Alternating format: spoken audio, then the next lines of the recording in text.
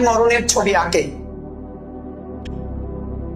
কদমটা হবে কোনখানে, কে পড়াবে জানাজা আমারে পেলে।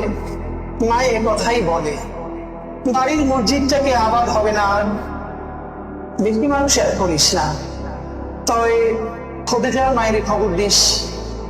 তাই বাপে যখন বাড়িতে আইতো না, কত রাত যে সে আমার পাহারা দিছে। আমার দাফন হয়ে গেলে তুই থাকবি আরো, সবাই যাবার পর পড়তে থাকবি ইয়াসিন আর রহমান। হাত তুলে আল্লাহরে কবি, মায়ের প্রশ্ন সহজ করো হে খোদা দয়াবান। মায়েরা চিরদিন আলিফের মতো থাকে না, মায়েদের দেহ বার্ধক্য আসে একদিন।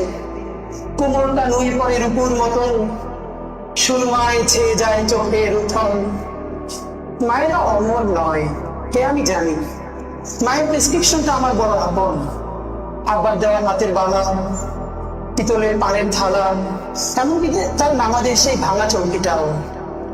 হঠাৎ ভাবি, মায়না হয়ে আমার সাথেই বলল, নিদান কালেও চুমু খাইয়া আমাকে গলায় বলল, আমি চাইছি না মায়ে 100 বছর বাঁচুক, শুধু চাই নুয়ে নুয়ে হলেও মায় তার মাটির চুলায় আর কটা দিন রাঁধুক। পাতির খুঁজে পরিচয়টা আমার পাতেই দিক। সংসারে মাত্র একটা অদৃশ্য ঐশী সুতো, মাকড়সার মতো সেই সুতোটা আর কটা দিন বাঁধুক। ধন্যবাদ।